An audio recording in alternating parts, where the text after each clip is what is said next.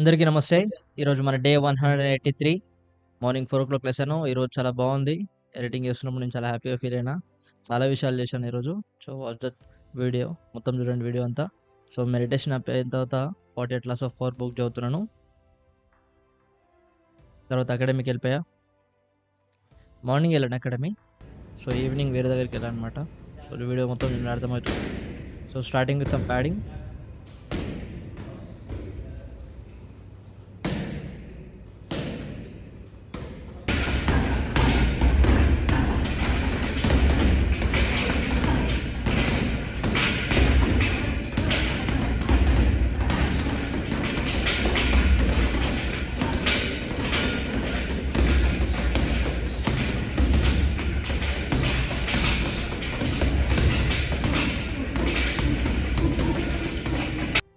తర్వాత స్పారింగ్ గూడా చేసాము. స్పారింగ్ రికార్డ్ చేయలేదు. సో, ఇంకా చాలా అయిపోయింది. మోర్ దెన్ 2 ½ అవర్స్ అయిపోయింది. సో, ఇంటికొచ్చేసి మార్నింగ్ ఏదైనా టాపిక్ అంతా ఎక్స్‌ప్లెయిన్ చేసేసిన. తర్వాత వీడియో అప్‌లోడ్ చేసిన డే 182 చూడకపోతే ఎళ్లి చూడండి. చిన్న వీడియోనే. సో, లంచ్ కంప్లీట్ చేసుకొని కొద్దిసేపు రెస్ట్ తీసుకొని జిమ్‌కెళ్ళిపోయినాను. జిమ్‌లో ఈరోజు మనది legs day. Starting with pendulum squats 2 sets చేశాను. తర్వాత లెగ్ ప్రెస్ 2 సెట్స్. తక్కువ సెట్స్ చేశాను. వెయిట్ కూడా తగ్గించిన. ఎందుకంటే బాడీ టైట్ అయిపోతదని. కాంపిటీషన్‌కి టైట్ అయిపోతే కష్టం అయిపోతది మనకి. తర్వాత లెగ్ ఎక్స్‌టెన్షన్, లెగ్ కర్ల్, తర్వాత కాఫ్ వర్కౌట్ అన్నీ 2 సెట్స్ చేశాను. వర్కౌట్ కొంచెం తొందరనే అయిపోయింది. ఒక 40 మినిట్స్, 45 మినిట్స్‌లో అయిపోయింది. లాస్ట్‌లో ఫోర్ ఆర్మ్ కూడా చేశాననమాట 2 సెట్స్. తర్వాత ఇంటికెళ్ళి ఫ్రెష్ అప్ అయ్యి హనుమాన్ జయంతి కాబట్టి హనుమాన్ టెంపుల్‌కెళ్ళాను. చాలా బాగుంది కదా లొకేషన్. రియల్లీ హనుమాన్ టెంపుల్ అంటే అదొక పవర్ ఉంటదక్కడ. తర్వాత అక్కడ ఊరేగిస్తున్నారు హనుమంతుడిది ఈవినింగ్. దాన్ని కూడా అటెండ్ అయ్యాను లక్కీ. తర్వాత కాలేజ్‌లో ఫెస్ట్ ఉందనమాట. సో, ఎళ్లి కొంచెం రిలాక్స్ అయిదామనేసి అక్కడ పార్టిసిపేట్ చేసిన. కొంచెం జాయిన్ అయిన. ఫ్రెండ్స్‌ని కలిసిన. కాలేజ్ ఫ్రెండ్స్‌ని. అక్కడ వైట్ టీ షర్ట్‌లో నేనే వేస్తున్నాను డాన్స్.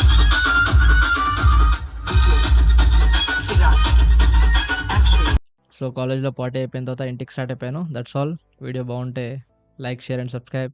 Take care everybody. అందరికీ నమస్తే. Thank you for coming back to the channel again. ఛానల్‌కి మళ్ళీ వచ్చినందుకు థాంక్ యూ. ఈరోజు మన డే 183 ఆఫ్ 369. ఈరోజు మనం 48 laws of power book by Robert Greene. ఈ బుక్‌లో లా నంబర్ 25 డిస్కస్ చేద్దాం అనుకుంటున్నా. లా నంబర్ 25 ఈరోజు కాదు నిన్న నేర్చుకున్నా. I'm sorry. సో, అది నిన్న నేను ఆల్రెడీ మీరు వీడియో చూస్తే అర్థమైతది. నిన్న నాకు కొంచెం ఓపిక లేకుండే అందుకే ఎక్స్‌ప్లెయిన్ చేయలేదు. కాబట్టి డెఫినిట్‌గా ఈరోజు అదొక మంచి టాపిక్ అన్నమాట. కాబట్టి నేను నాకు చెప్పేంత ఎనర్జీ లేకుండే నాకు కొంచెం రెస్ట్ కావాలనిపించింది. సో, ఈరోజు I'm with full lot of ఎనర్జీతో ఉన్నా అన్నమాట. ఇది నాకు చాలా కనెక్ట్ అయిన సబ్జెక్ట్ అన్నమాట. Recreate your self law number 25. ఇది మీకు గూడా చాలా హెల్ప్‌ఫుల్‌గా ఉంటది. కొంచెం కేర్‌ఫుల్‌గా వినండి. డెఫినిట్‌గా ఇది మనకి చాలా విషయాలు నేర్పిస్తది. మనం కొంచెం ఈ వరల్డ్‌ని చూసే వ్యూ మారుతుందన్నమాట. యువర్ వరల్డ్ వ్యూ మారిపోద్ది.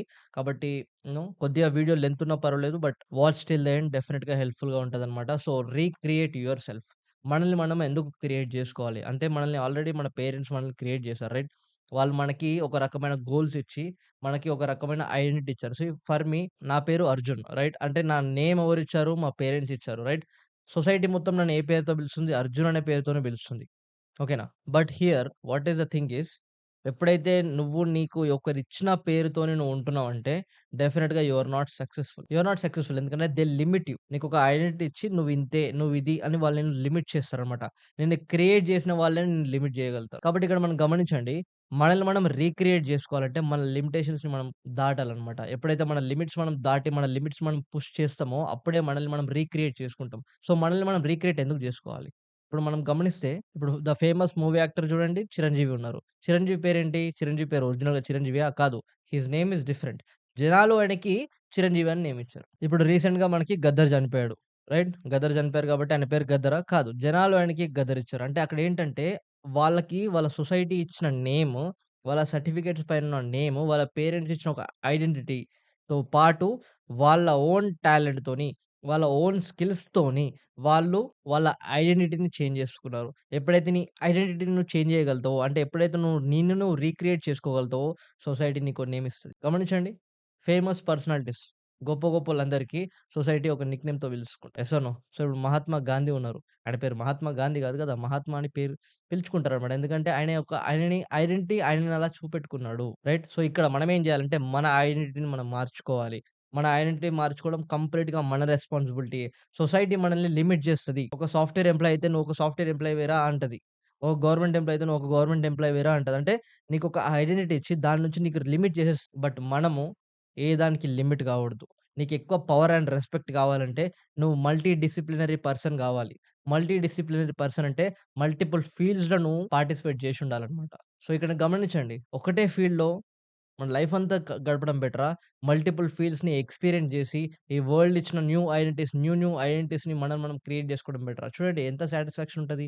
నిన్ను నువ్వు ఒక మల్టీ డిసిప్లినరీ పర్సన్ లాగా జూసుకుంటే, రైట్? అంటే జనాలు నిన్ను లిమిట్ చేస్తున్నారంటే వాట్ డస్ ఇట్ మీన్స్? అంటే నువ్వు అర్థమైపోతున్నావు జనాలకి, రైట్? జనాలు మనల్ని లిమిట్ చేయకూడదు. అంటే have a degree of unpredictability.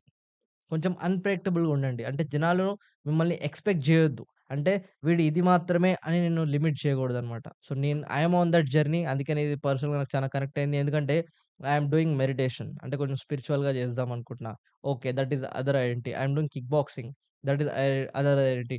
See I am reading so many books and I am explaining to the people. ఇది ఎడ్యుకేషనల్. ఇదొక ఐడెంటిటీ. మళ్ళా నేను జిమ్ చేస్తాను. అదొక ఐడెంటిటీ. సో, డిఫరెంట్ ఐడెంటిటీస్ ఉంటాయన్నమాట. అంటే మల్టీ డిసిప్లినరీ పర్సన్ లాగా మనం ఎప్పుడైతే మనల్ని మనం క్రియేట్ చేసుకోగలుగుతామో, that definitely people will respect you and you will get lot of power from the people. డెఫినెట్‌గా నీకు చాలా పవర్ వస్తుందన్నమాట. ఈ 48 లాస్ట్‌లో కంప్లీట్‌గా మనం పవర్ గురించి డిస్కస్ చేసాం కాబట్టి, recreate yourself as many dimensions as possible. ఒకదానికే లిమిట్ కాకండి. ఓకే. మనం బతకడానికి మనకొకటి ఫిక్స్‌గా ఉండాలి. రైట్? బట్ ఆ ఒక్కదాంతో అదే లైఫ్ అనుకోకండి. ఇంకా ఎక్స్‌ప్లోర్ చేయడం స్టార్ట్ చేయండి. రైట్? ఇప్పుడు మనల్ని మనం డిఫరెంట్ వేస్‌గా మనం పెట్టుకున్నప్పుడే చెప్పలేము. ఆ పొజిషన్ మనల్ని ఇంకా బెటర్ ప్లేస్‌గా తీసుకెళ్తుందేమో. ఇప్పుడు చూడండి 'సిద్ధార్థ'. రైట్? 'సిద్ధార్థ' ఉన్నారు కాబట్టి 'సిద్ధార్థగా' ఉన్నప్పుడు హి వాస్ ఎ కింగ్. అంటే ఒక రాజకుమారుడు. బట్ ఆయననే అర్థం చేసుకొని జనాలందరూ ఆయనని లిమిట్ చేసారు. నువ్వు ప్రిన్స్‌వని. రైట్? బట్ బుద్ధుడు ఏం చేసాడు? అవన్నీ వదిలేసి ఒక చెట్టు కింద పోయి ధ్యానం చేయడం మొదలేషిండు. అక్కడ జనాలేంటి 'సిద్ధార్థ' నుంచి నేమ్ ఏమైంది? 'బుద్ధ' అయింది. అంటే 'బుద్ధ' అనేది ఆయనే క్రియేట్ చేసుకున్న ఐడెంటిటీ. కాబట్టి ఆయనకి 'సిద్ధార్థగా' ఉన్నప్పుడు రెస్పెక్ట్ పవర్ ఎక్కువుందా? 'బుద్ధుడిలాగా' ఉన్నప్పుడు రెస్పెక్ట్ పవర్ ఎక్కువుందా? గమనించండి. మనం ఏదైతే పొజిషన్‌లో మనం సొసైటీ, మన ఫ్యామిలీ మనకు ఐడెంటిటీ ఇస్తదో దాంట్లో ఉంటే you will never get power and respect. You have to change your identity. మన ఐడెంటిటీ మనమే చేంజ్ చేసుకోవాలి. మన ఐడెంటిటీ మనమే క్రియేట్ చేసుకోవాలి. అప్పుడైతేనే you will get power and respect from the people. There are so many better examples. చాలా examples ఉన్నాయి. But video చాలా లెంథీ అయిపోతుంది. ఈ 3 ఎగ్జాంపుల్స్‌తోని ఇప్పటివరకు చెప్పిన 3 ఎగ్జాంపుల్స్‌తోని ఐ హోప్ మీకు అర్థమైందనుకుంటున్నా కాన్సెప్ట్. అందుకే సింపుల్‌గా చెప్పాలంటే change peoples opinion on you.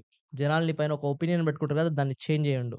ఎప్పటికప్పుడు అన్‌ప్రెడిక్టబుల్‌గా ఉండు. జనాలు అన్‌ప్రెడిక్టబుల్ ఉన్నప్పుడు అప్రమత్తంగా కొంచెం వాళ్ళు అరే!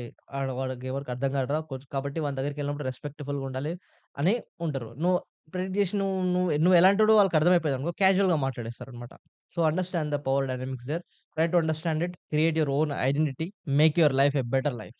ఎ better life and a wonderful life. Learn to play as many roles as possible in your life. That's all for today. ఈ టాపిక్ మీకు చాలా నచ్చిందనుకుంటున్నా. ఇది మీకు ఎంతో కొంత మీ వరల్డ్ వ్యూని మార్చుతదనుకుంటున్నా. డెఫినెట్‌గా జనాలు మిమ్మల్ని చూసే తరీకా మారాలి. జనాలు మనల్ని చూసే తరీకా మారినప్పుడే మన తరీకా మారుతుంటది. Yes or no? సో, అందుకనే have a look on it. Try to practise it in your day to day life.